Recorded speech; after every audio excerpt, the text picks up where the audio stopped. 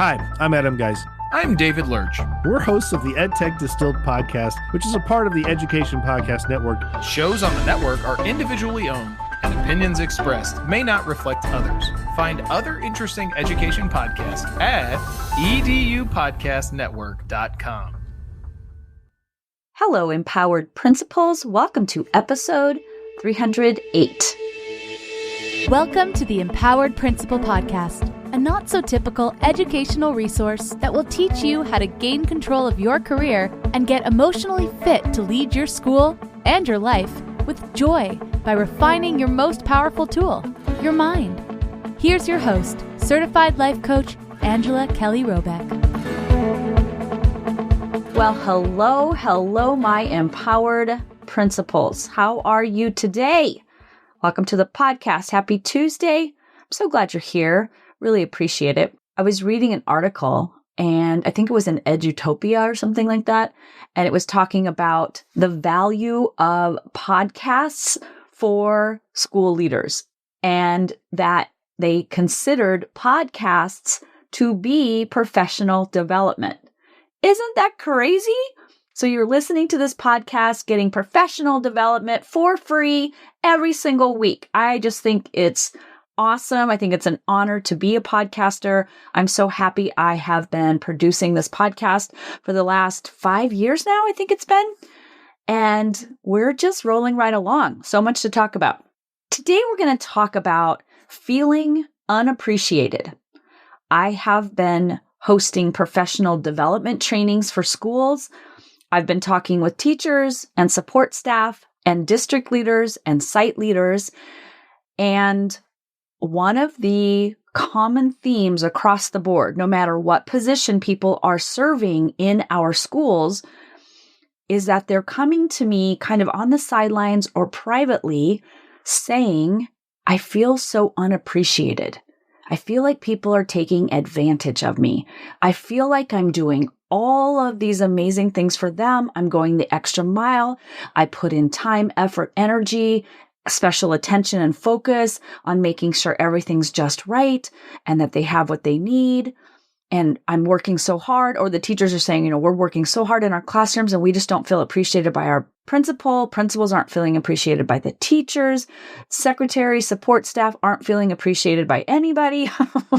So what's going on? I've been digging down into this concept of appreciation, feeling appreciated, and feeling unappreciated, and what's happening across the board, because it's happening across our nation in all different kinds of schools. I'm hearing it from all different kinds of school leaders and educators, and I want to help you understand what appreciation is. So I was coaching with a client today, and we were talking about a support staff member at her school who doesn't feel appreciated. And when this person doesn't feel appreciated, her reaction to the unappreciation that she's experiencing, that she's feeling, that she's thinking I'm not appreciated and feeling unappreciated, she snaps at people. She's sarcastic with people. She complains, or she blames, or she vents, or she lets people know how she feels unappreciated.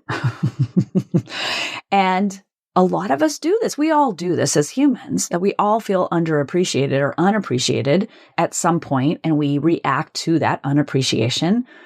So I want to talk about how you can feel appreciated even when other people aren't sprinkling appreciation upon you.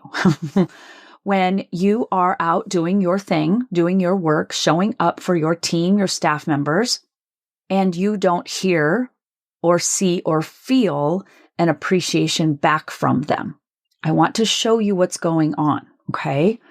So if we break all of this down, appreciation is an emotion. I feel appreciated. I am appreciated. People appreciate me. You see, there are thoughts about the feeling of appreciation, whether you have it or whether you don't, whether people are acting on it and saying it and appreciating you back or not. So I want you to think about this. When you're feeling the emotion of appreciated, what's happening? How do you know you are being appreciated? What is going on around you? Is it that other people are telling you they appreciate you? Are they taking actions that communicate they appreciate you? Are they gifting you with things? Are they doing acts of service back to you? What is the tangible physical representation of appreciation for you? It's different for everybody. So you have to define what appreciation looks and feels like for you. What is appreciation for you? How do you know you have it? How do you feel when you have it inside your body? And what does it look like externally for you? Now, some of the people I've been working with would say, I need teachers to say it. I need teachers to give back in some way. I'm putting forth time, effort, and energy. I want them to give time, effort, and energy back in return for me to feel appreciated. I need to feel balance with the appreciation. Okay, so you can notice, or it might be teachers saying, we need our principal to come in our classrooms and tell us what a good job we're doing. We need our principal to have our back when a parent's upset. We need our principal to plan really good staff meetings so she shows an appreciation of our time. Things like that, okay? People are having thoughts that either generate, I feel appreciated, or thoughts that generate, I do not feel appreciated. Appreciation is a feeling that you feel based on how you're thinking. We have to separate it out from the other people. People don't make us feel appreciated. Our thoughts about the people make us feel appreciated. Our thoughts about what they do and say towards us, or the lack of what they say and do towards us, determines in our own mind, we make it mean they either appreciate us or they don't. Okay? So just notice that people's behavior does not equal that you feel appreciated. And here's how we know.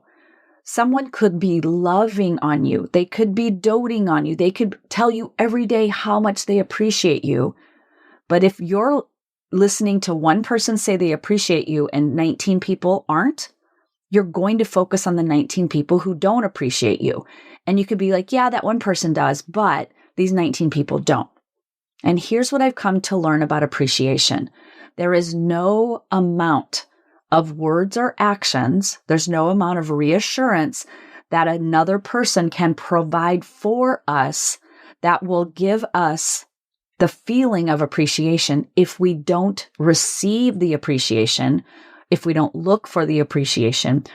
But most importantly, and this is really the answer to it all, if we don't appreciate ourselves, if we don't say to ourselves, I appreciate the time and effort and energy you're putting into your school. I see you working hard. I know you're giving everything to everyone. I know it. I see you. I validate you. I appreciate your effort, Angela. You're doing a great job. How many times does our brain offer that story to us, that appreciation for ourselves?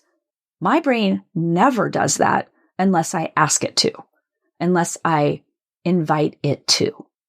I have to create my own appreciation for me, for my energy, for my time, for my effort, for my success. I have to celebrate and honor and appreciate myself first. And when I'm full of appreciation in my body, when I see, yeah, I'm proud of myself. I appreciate all that I've done and how I'm showing up for my teachers and support staff. And then we come into our schools with our appreciation bucket already filled. And then we can plant appreciation seeds from our bucket. I was talking with my client, and this support staff person has such little appreciation of herself. And we could see that through coaching. This poor person doesn't have the means or the tools or the awareness to generate appreciation for herself. So as the principal and as the one having a coach, my client is able to fill her bucket personally with appreciation herself, and then go into her school and plant seeds for this support staff person to start to feel appreciated because she doesn't have the means to do it herself. So we are going to appreciate on them, give them a little TLC, some compassion, love, because we know they just don't have the skills or the knowledge or the awareness in how to create appreciation for themselves. So they're expecting it from other people. But the problem with expecting other people to tell us that they appreciate us waiting around for them to tell us, it disempowers us. Now we're sitting around depending on other people to fill our appreciation bucket. And that's another burden on them. They feel less appreciated when we're waiting around expecting them to tell us how much they appreciate us versus us just knowing and giving ourselves credit for showing up and loving on them and going the extra mile for our staff. We already know that. We don't need them to tell us that. We just do it.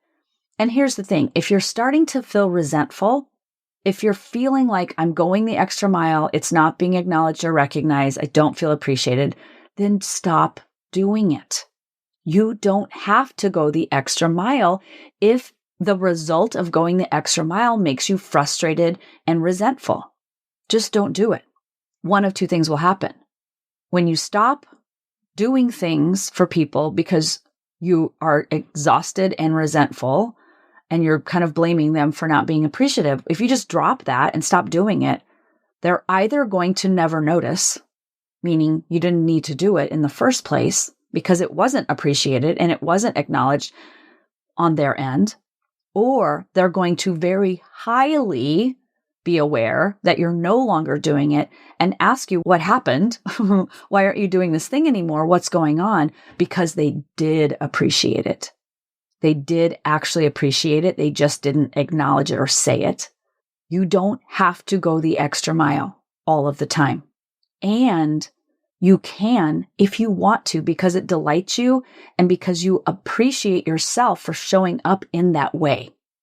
So, what do you do if your teachers are complaining that they are not appreciated?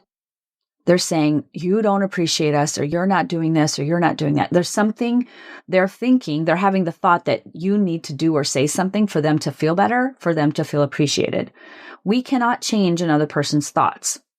We can sprinkle some pixie dust of appreciation. We can plant seeds of appreciation. We can show up as the leader who consciously and intentionally plants appreciation seeds with every person on the campus. I appreciate the fact that you handled that parent and got them scheduled on my calendar so that I didn't have to deal with them. Thank you so much for that. Appreciate that. Kindergarten, thank you for spending a full day with 30 kids on Halloween. I'm recording this on Halloween, by the way, so it's on my mind. I'm sending all the loves and prayers out to all of our educators today who are, I know this will be post due, but I always think of you on this day because the enthusiasm and excitement and energy on Halloween day with the candy and the costumes and all the things, it's just a wild time at school. So enjoy, have fun. May you be well. May everybody be safe. And I hope you made it through the day. But we want to thank our kinders. Those teachers put in so much time and effort just preparing and training children how to be little students on campus for the first time ever. You can thank your fifth grade teachers for putting up with the funny things that fifth graders do. The BO, the DO for the BO. I used to say we had to get the deodorant for the body odor up here in the fifth grade. These kids be sweating and stinking. DO for the BO. We would joke about that. Thank you for putting up with that. Thank you for taking the kids out to get some energy out. Little tiny things, little tiny seeds you can plant where you can appreciate on your custodian, on your nurse, on your tech support, on your instructional coach, on your behavior specialist, on your secretary, your attendance clerk, whoever you work with. Love on them and appreciate them, and they will reflect back to you the appreciation that you crave. Appreciation begets appreciation. When you decide to appreciate yourself and you're feeling good and you don't need anybody else to tell it to you, what happens is you start going out and spreading the love with your staff and they shine it right back your way. Okay? Appreciation is definitely an internal job and it reflects. It's a mirror. It's a bright light that shines. When you come in shining this bright light, it reflects right back to you. That is how you create a culture of empowered appreciation, where you give yourself appreciation and you model for teachers to give themselves appreciation. You talk about how to generate appreciation and you put that light into your campus and into your world. One last comment. When people are saying children aren't being appreciative or students are not being respectful is another way they might label it. You want to separate out behavior, words and actions, that's behavior, behaviors from labeling the behaviors as unappreciation or disrespect. There are words and actions that students do, and then there are interpretations, labels, perceptions that we paste onto the behaviors. We want to separate those out. Here's what I'm making the behaviors mean. Here's what I think they mean. This is why I think they mean this. Not to say they're not true, but you want to separate out what you think it means versus just what are the actions I'm observing? What are the words that I'm hearing? Separate those out. You can do this with adults too, by the way, but separate out labels from behaviors. And then once the behavior is separate, you can focus in on it and study it. Why would a child behave this way? What thoughts and feelings might they be having? Children have steer cycles just like us. Their actions are a reflection of their thoughts, beliefs, feelings, and they're projected out into how they behave. The words they say and the things they do are just all a reflection of thoughts and feelings. So what misunderstandings might this child be having? What is a more appropriate way that we can express how we're feeling? And teach that to the child. When you're feeling upset or angry or frustrated or unheard, here's how you can handle that. And then we don't expect perfection because the little humans, they don't have the skills, and even the big humans don't have the skills all the time, right? That's why we're here. In the Empowered Principal Collaborative, we're coaching on this stuff every single week. This is why we're talking about it on the podcast every single week, because these are not the skills that we learn in our programs to be administrators, but we need them. They're the most important thing we do. All right. So I want to say to you, I do appreciate you. I appreciate you showing up every single day for your staff and students, for your campus, for your community, loving on them, giving them all you've got. Know when it's time to appreciate yourself, when it's time to appreciate your staff, and when it's time to give yourself a break from overextending. When you start to feel resentful and that people are not appreciating you, it might be the signal that you need to take a step back and get a little bit of rest and take a little bit of a break. You don't have to go the extra mile every single day. All right, my friends, have an amazing week. Talk to you next week. Take good care. Bye. Hey, Empowered Principal. If you enjoy the content in this podcast, I invite you to join the Empowered Principal Collaborative. It's my latest offer for aspiring and current school leaders who want to experience exceptional impact and enjoy the school leadership experience. Look, you don't have to overwork and overexert to be a successful school leader. You'll be mentored weekly and surrounded by supportive, like-minded colleagues who truly understand what it means to be a school leader. So join us today and become a member of the only certified life and leadership coaching program for school leaders in the country. Just head on over to angelakellycoaching.com/work-with-me to learn more and join. I'll see you inside of the Empowered Principal Collaborative.